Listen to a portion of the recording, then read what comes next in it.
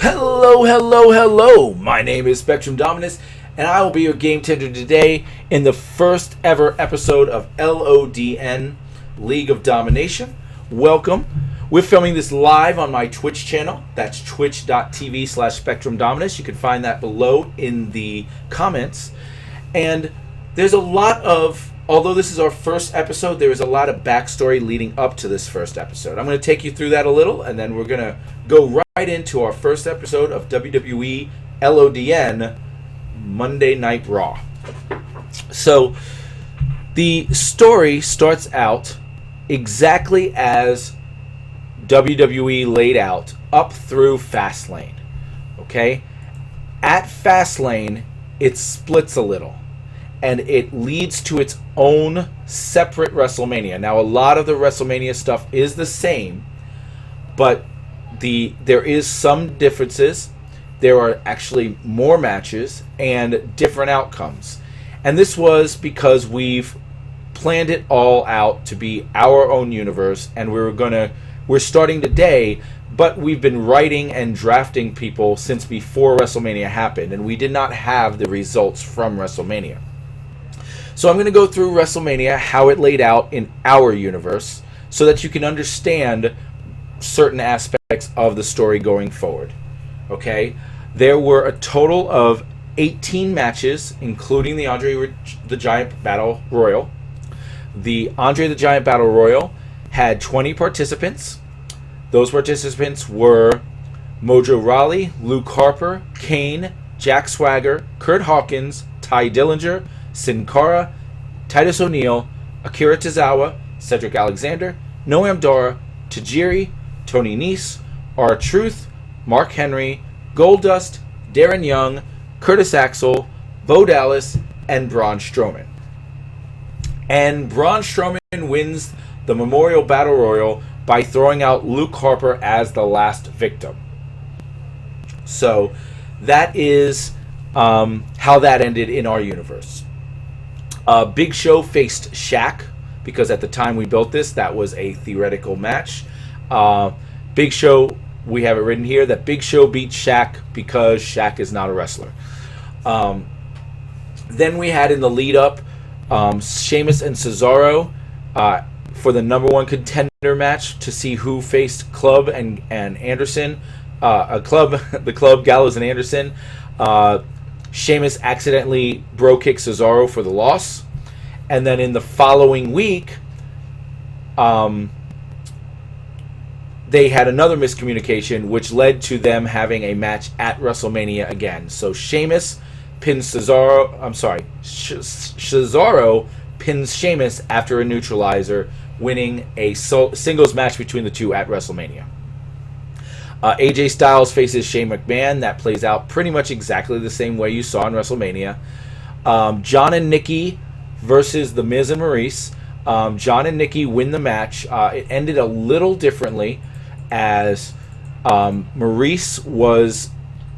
John Cena was in the ring, throws out The Miz out of the ring, and Maryse comes in and slaps John Cena. John Cena takes Maryse and Irish whips her towards Nikki Bella, who grabs her and racks attack her, and then pins Nikki Bella for the win. So they didn't do the double ending. They didn't do the, whatever. In this universe, I don't care if he proposed. We didn't go into that, so we didn't put the proposal in there. He didn't propose. Nikki pins Maryse for a solo pin on a solo win when John Cena Irish whips her into Nikki for the win. Seth Rollins fights Triple H. Triple H pins Seth Rollins after Samoa Joe interferes in the match. So that happens.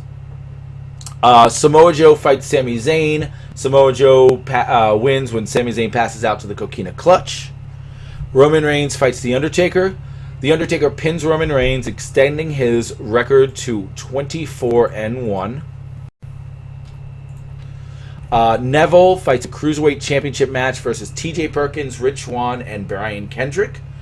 Neville pins Rich Swann to retain the championship. American Alpha fights the Usos. In this world, the Usos hadn't won it back yet. Alpha was the champion. Usos win the title to win the championship at WrestleMania. The club fights Enzo and Kaz because they lost their number one contender match to Cesaro and by Cesaro and Sheamus. However, the club retained their titles by pinning Enzo Amore. Alexa Bliss fought a women's championship match in a 4-person match. We didn't include Carmella. We didn't include Naomi. We just did Bliss, Becky Lynch, Mickie James, and Natalya because those were the 4 that were announced at the time of us making this. And Alexa Bliss retains her title by pinning Natalya. Bayley, Charlotte, Nia, and Sasha Banks happens in our storyline. Charlotte in Fastlane won Fastlane match by disqualification, so she retained her pay-per-view winning streak, and then wins here to continue her winning streak and become the champion. So Charlotte's winning streak at pay-per-views is intact, and she is the champion. Baron Corbin fights Dean Ambrose and Dolph Ziggler, Apollo Crews, Kalisto, Kofi Kingston, and James Ellsworth in an Intercontinental Championship ladder match. Corbin coming out on top and is now the new IC champion. Kevin Owens beats Chris Jericho, pretty much exactly the same way it happened at WrestleMania to become the US champion. Eric Rowan returns, and him and Luke Harper return together to combine the family together to beat to help Wyatt retain his title at WrestleMania.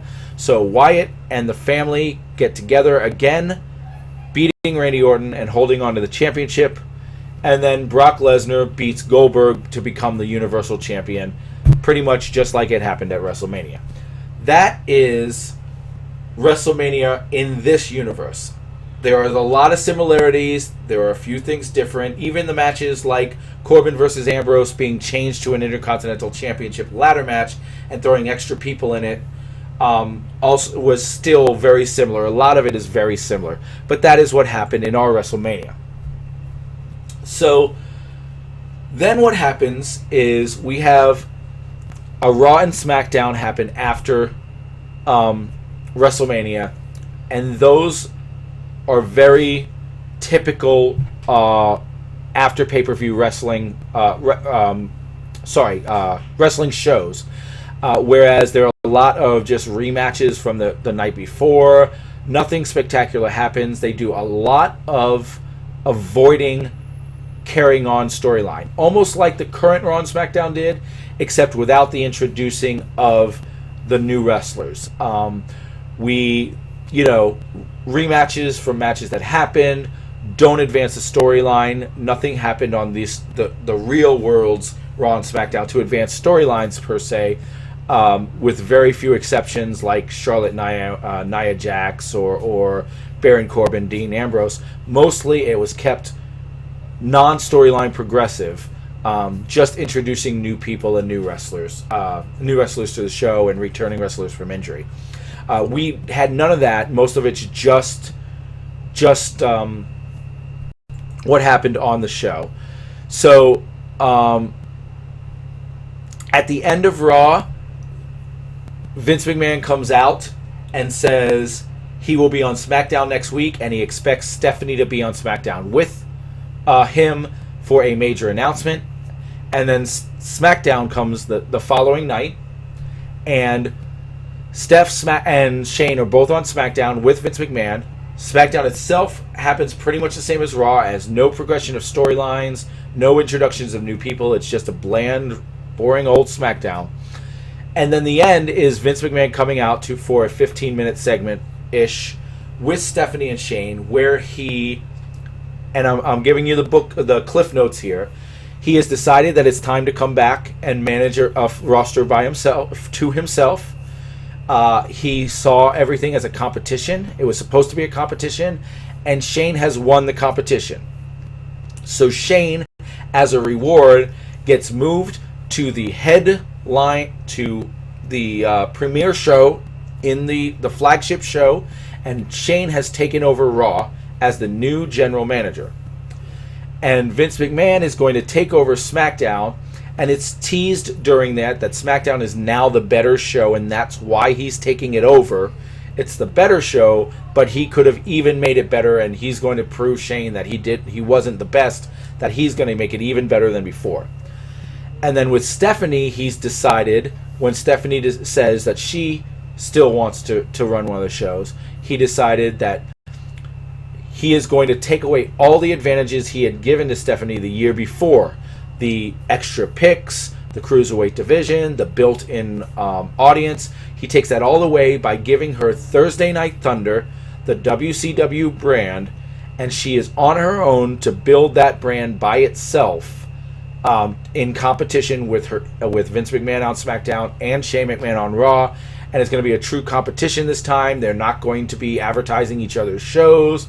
There's going to be very few, they're not going to have brand exclusive crossover pay-per-views. There's going to be one crossover pay-per-view at the end of the year, Night of Champions. Otherwise, every show will have their own WrestleMania. Every show will have their own Royal Rumble. Every show will have their own Money in the Bank, etc. And they'll be spaced out so that you'll be having a WrestleMania every 3 months. Or 3 or 4 months, 4 months I think, a Royal Rumble every 4 months, etc. like that, so that every show has its own pay-per-view schedule, so that they can truly be exclusive.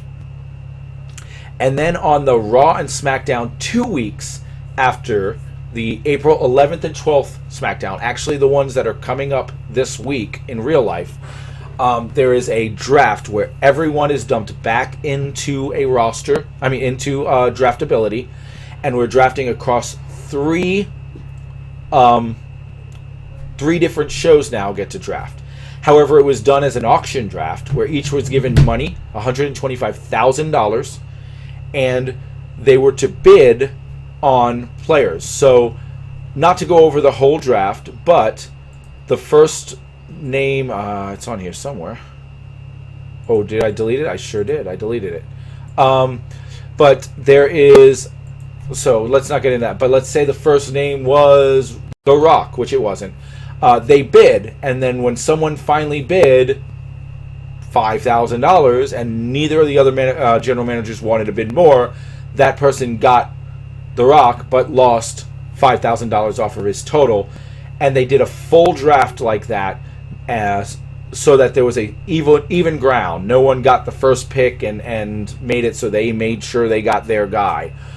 It was done as a 55-man roster, $125,000 draft, and it was a very interesting stream. That is going to be on this playlist actually before this.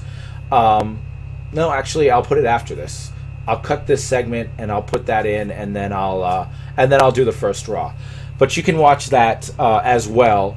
We have that YouTube video, and then that's it. That was aired over SmackDown and Raw, and then the following week in our universe we're doing April 18th is tonight. April 18th?